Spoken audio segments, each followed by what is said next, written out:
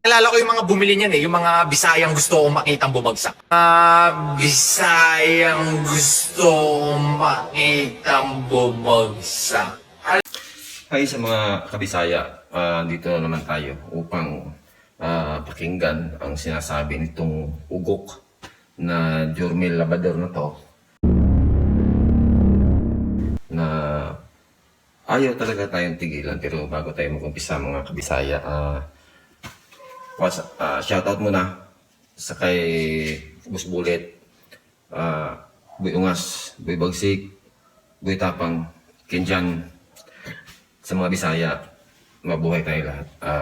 Alam nyo kasi mga Bisaya, ito kasi si Jormel, nagdadadadada naman.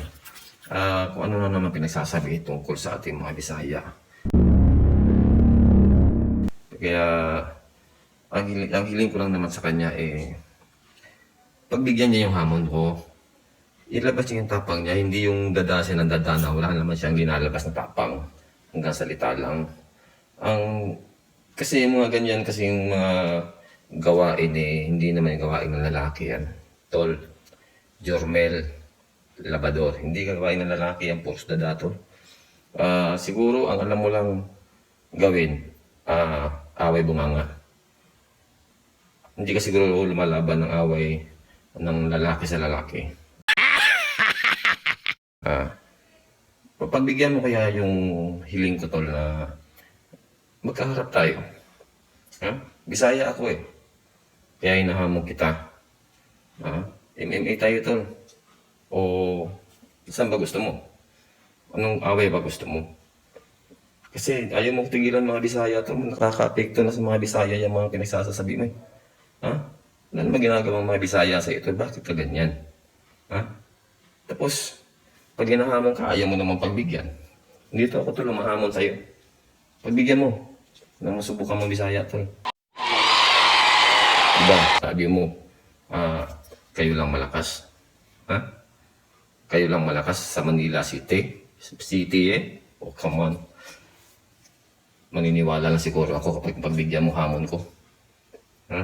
Na malakas kayo. Kaya, subukan niyo muna tol. Subukan mo muna ako.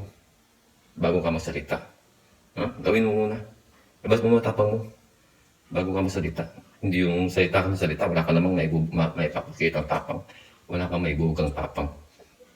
Barbie ka eh. Barbie ka. Hindi ka dapat naging lalaki. Kasi hindi bagay sa'yo. Laki ng katawan mo, dada ka ng dada. Puro pag-aano na sa mga Bisaya ang nalalaman mo. Gawin mo tol. Harapan. Suntukan tayo. Sabihin mo lang kung anong gustong suntukan gusto mo. Haharapin kita.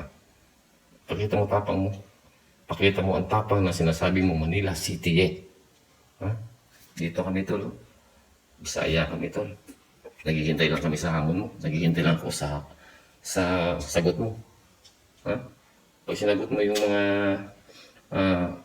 hamon ko sa'yo, papasalamat ako tol. Kasi nakakaharap na rin kita.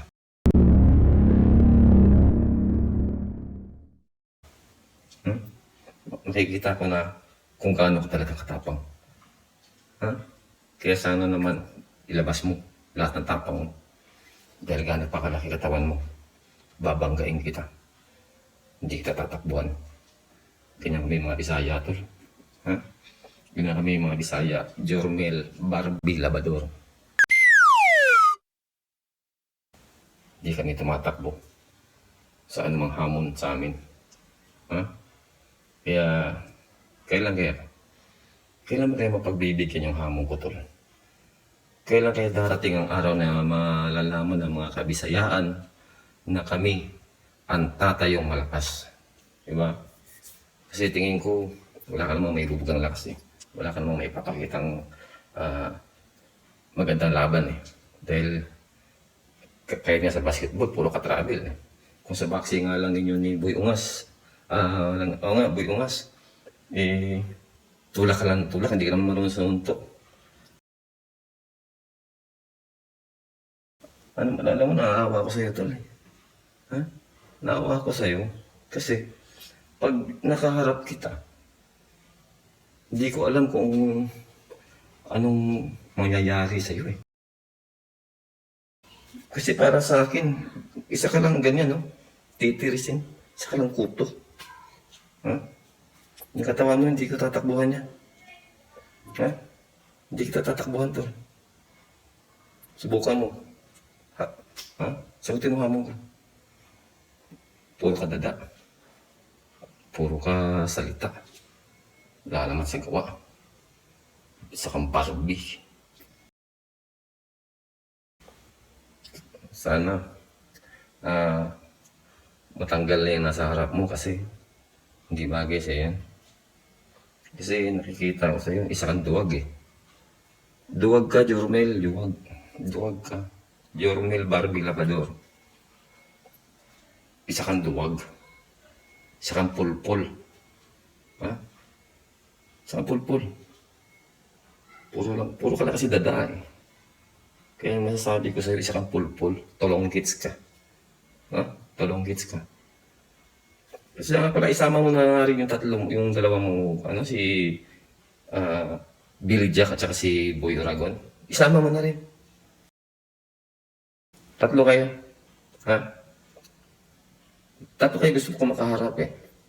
Kasi tatlo kayo puros mga maangas eh. Sinusuguro ko sa'yo, Jormel Barbie Labrador. May make-upan kita.